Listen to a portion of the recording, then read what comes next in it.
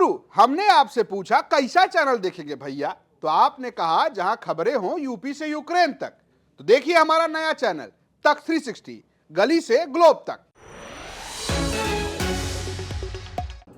नरेंद्र भाई को, मुझको या हमारे जैसे अनेक लोगों को ड्राइव करने वाली एक ही शक्ति है। इसलिए देश का प्रधानमंत्री भी ये कहता है कि संतों को ना कहने में मुझे संकोच होता है। संतों का ये स्वभाव होता है कि दूसरे का छोटा सा भी गुण है तो पहाड़ जैसा बनाकर वो बताते हैं। महाराज जी ने जो कहा है उसको ऐसे ही लेना। तो मेरे कोई ड्राइवर नहीं है।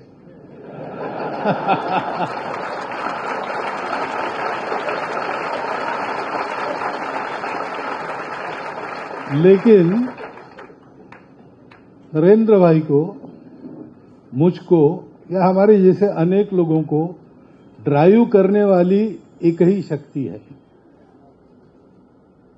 आपको भी वही शक्ति ड्राइव कर रही है।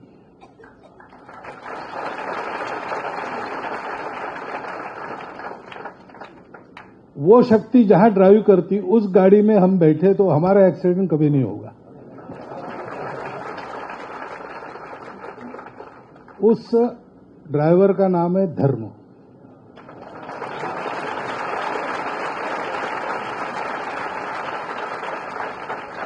धर्म पूरे सृष्टि का ड्राइवर है। सृष्टि बनी तो उसके चलने का जो नियम बना वही धर्म है।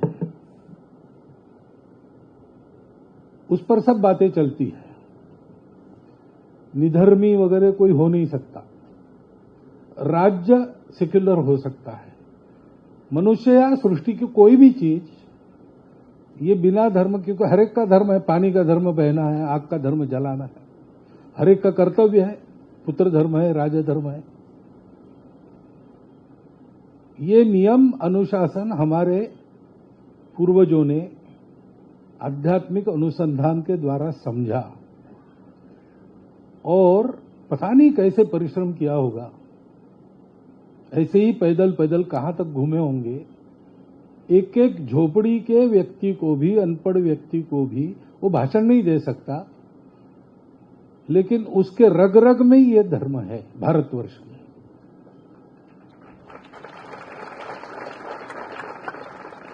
तो जब तक भारतवर्ष को धर्म ड्राइव करेगा, भारतवर्ष विश्वगुरु रहेगा।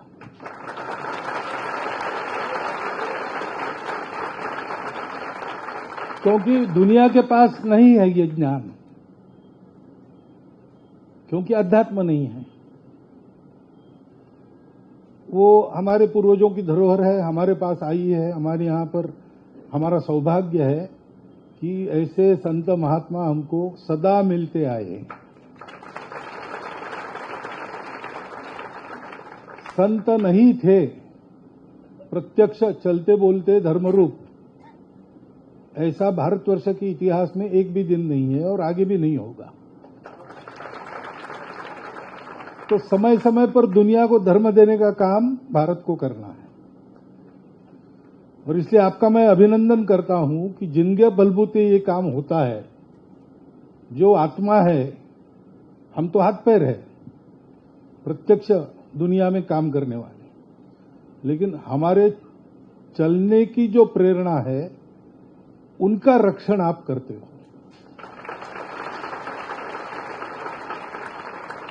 ये हमारी अमूल्य निधि है। ग्रंथ है हमारे पास, भाषण करने वाले लोग हैं, ये सब होता है, लेकिन जिस धर्म का ये वर्णन होता है वो धर्म प्रत्यक्ष तो आचरण से होता है।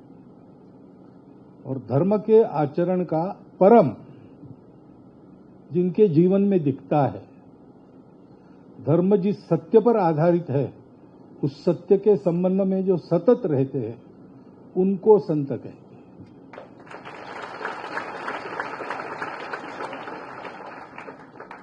और इसलिए संतों की प्रतिष्ठा का, संतों की सुरक्षा का ध्यान रखना, ये हम सबका कर्तव्य होता है।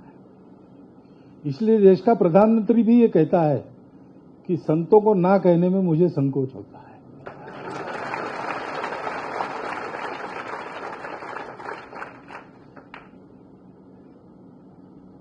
ये हमने बहुत पवित्र काम उठाया है।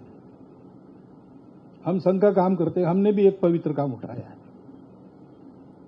हम भी रक्षक ही है। हम प्रबोधन वगैरह नहीं करते, लीड वगैरह नहीं करते। महाराज जी ने कहा करोड़ों लोगों का नेतृत्व तो हमारे यहां आध्यात्मिक लोग ही करते हैं।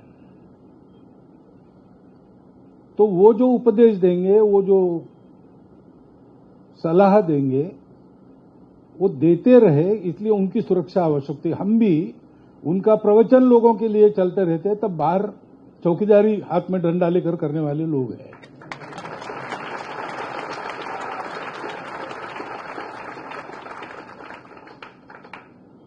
और इसलिए हमारा ये काम होता रहे, अच्छे से होता रहे। ये करते करते हमारा जीवन भी पवित्र हो, इसके लिए कुछ समान बातें आपको भी ध्यान में रखनी चाहिए, हमको भी ध्यान में रखनी होती है। वास्तव में यहां खड़ा होकर इनके सामने बोलने की मेरा अधिकार नहीं है, परंतु उन्हीं की आज्ञा से मैं बोल रहा हूं।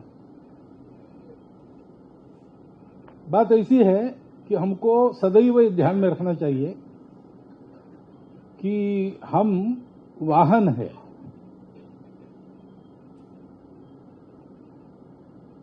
हम भगवान का काम कर रहे हैं, हम भगवान नहीं है। ऐसे एक कहानी बताते, महाराज जी जोक बताते, मैं भी थोड़ा प्रयास करता हूं।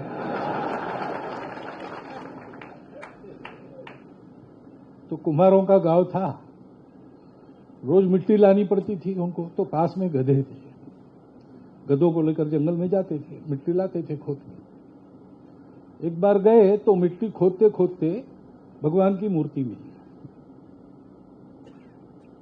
तो मूर्ति मिली, बहुत अच्छा, गांव में मंदिर नहीं था, मूर्ति मिल गई, अब मंदिर बनाएंगे तो मूर्ति की पूजा वगैरह करके उसको गांव में लेके आना। अब दूसरा वाहन नहीं है, उनके पास गधा ही है, तो उस पर रख दिया, भगवान को लेके आए। गांव के द्वार पर बड़ा स्वागत हुआ, हर घर के सामने पूजा, ये वो सब। अब गधे को समझ में नहीं आया कि वो भगवान की पूजा हो रही है, उसको लगा कि मेरी हो रही।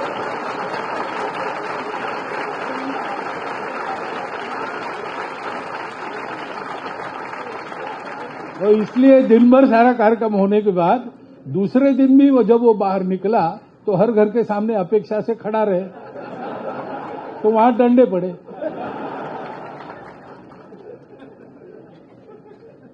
हमको काम करना है, पवित्र काम करना है। पवित्रता को अपवित्र कर सकने वाली एक ही चीज है, जो है अहंकार। तो हम सबको इससे मुक्त रहना चाहिए। और मुक्त रहने का उपाय बहुत सरल उपाय, वैसे तो बड़ा कठिन है। अहंकार से मुक्ति मिलना कठिन है, कोई ये क्लेम नहीं कर सकता, केवल पहुंचे हुए लोग कर सकते हैं। परंतु उसको संयम में तो रख सकते हैं। उसका सरल उपाय क्या है? ये भगवान का काम है, ये दुकान उसकी है, माल उसका है। हम तो उसने कहा जहां पहुंचाना है वहां तक ढोने वाले लोग हैं, मालिक वो है। ये ध्यान में रखना एक बात। दूसरा, हम इतने सारे लोग हैं, आप यहां इतने लोग बैठे हो, लेकिन ये एक काम जिन्होंने स्वीकार किया है, ऐसी एक कैटेगरी, धर्म के अनेक काम होते हैं, हम भी धर्म का काम कर रहे हैं, आप भी धर्म का काम कर रहे हैं, उसकी कैटेगरी ये है, चलने वाले मुनि भगवान का सुरक्षा की दृष्टि से साथ देना, साथ चलना। तो ये मैं कर रहा हूं, लेकिन मैं अकेला नहीं कर रहा हूं, हम 35,000 हैं।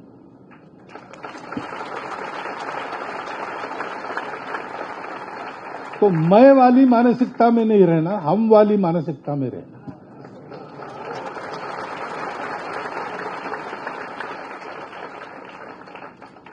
और फिर अब हम कार्य करने चले। ये अहंकार इतनी बड़ी चीज, इन्हें बहुत प्रबल होता है। तो वो हमेशा हमको बिगाड़ने के फिराक में रहता है। तो काम मैं करता हूं, मैं कार्य कर रहा हूं, मैं भगवान का कार्य कर रहा हूं या मैं मेरा काम कर रहा हूं, ये देखना। भगवान का काम है, वो क्या है, इसकी स्पष्टता तो संतों से होती है, उनके उपदेश को मनन करने से होती है। तो उसको ये काम करना है, इस प्रकार से करना है, ये स्पष्टता करते रहनी चाहिए। वो होने के बाद फिर ध्यान में आता है कि मैं मेरा काम कर रहा हूं कि भगवान का कर रहा हूं। जैसे मनुष्य अहंकार के अधीन इतना है कि भगवान तो एक ही है, जो जैसा है वैसा है, कैसा है उसके अनेक अनेक वर्णन है, अलग अलग वर्णनों की मान्यता है अपने यहां। लेकिन मनुष्य उसको अपने रुचि के अनुसार देखना चाहता है। भगवान को देखना है, लेकिन मैं जैसे चाहूं वैसे आ जाए। तो मैं पहलवान हूं तो मुझे बजरंगबली ही चाहिए, मैं कलाकार हूं तो मुरलीधर ही चाहिए, मैं महिला हूं तो देवी ही चाहिए। वास्तव में भगवान का रूप अपना रूप है, कैसा है क्या है जो अनुभव करता है वही जाने।